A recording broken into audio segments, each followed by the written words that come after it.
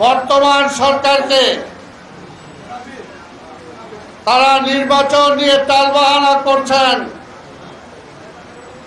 পরিষ্কার কথা বলতে চাই, নির্বাচনের জন্যই আপনাদেরকে রাষ্ট্র ক্ষমতায় আনা হয়েছে। শেখ হাসিনা 15 বছর যাবৎ কোনো নির্বাচন দেন নাই, জোর করে ক্ষমতায় ছিলেন, সেই কারণে তিনি ফ্যাসিস্ট হয়েছিলেন।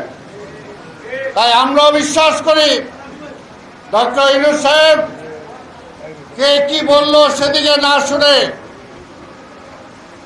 এই পর্যন্ত যে আলোচনা হয়েছে সংস্কারের বিষয়ে রাজনৈতিক দলগুলোর সাথে যতগুলোতে জনগণ তারা ঐক্যমত হয়েছে, সে ঐক্যমতকে সামনে রেখে আপনি নির্বাচনী শিডিউল অ্যানাউন্স করুন। আমি পরিষ্কার বলতে চাই, এই অন্তর্বর্তীকালীন সরকার বিএনপির প্রতিপক্ষ নয়। এই অন্তর্বর্তীকালীন সরকারের প্রতিপক্ষ বিভিন্ন রাজনৈতিক দল নয়। এই সরকারকে আমরাই এনেছি। এই সরকারের একমাত্র প্রতিপক্ষ হলো ফ্যাসিবাদ।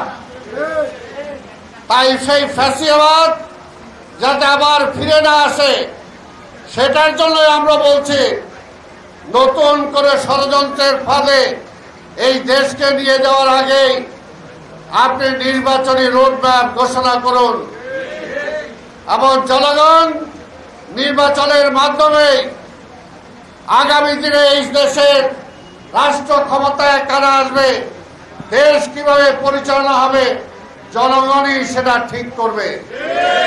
যারা নির্বাচন পিছাতে চান তারা ফ্যাসিবাদকেই পাকাপোক্ত করতে চান। যারা নির্বাচন পিছাতে চান তারা শেখ হাসিনার হাতকে শক্তিশালী করতে চান। আমরা বলতে চাই, কোনো লাভ হবে না, কোনো লাভ হবে না। ওই শেখ হাসিনা আর ফিরে আসবে না। অনেকেই তার কথা বলেন, আওয়ামী লীগও চুপি চুপি নাকি বিভিন্ন জায়গায় আসার চেষ্টা করে। কোনো উপায় নাই। 15-17 বছর আমাদের জীবন থেকে কেড়ে নিয়েছেন। নাসিরউদ্দিন পিন্টুকে কেড়ে নিয়েছেন, চৌধুরী আলম ইলিয়াস আলীকে কেড়ে নিয়েছেন। তাই আগে তাদেরকে ফেরত দিতে হবে, তারপরে আওয়ামী লীগ আসবে কি আসবে না সেই চিন্তা করা যাবে। তাই ভাইয়ের আমার, আমরা বলবো নির্বাচনের জন্য প্রস্তুতি নেন। নির্বাচন ছাড়া বিকল্প নাই।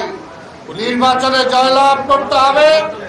জয়লাভের জন্য এখনই ধানের শীষে ভোট চাইতে হবে।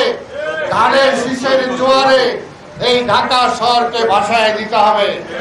আমাদের নেতা বেগম খালেদা জিয়া, আমাদের নেতা তারেক রহমান, আমাদের ঢাকা শহরের যেখানে যেই প্রার্থী হোক না কেন, এখন প্রার্থী হলো বেগম খালেদা জিয়া আর তারেক রহমান।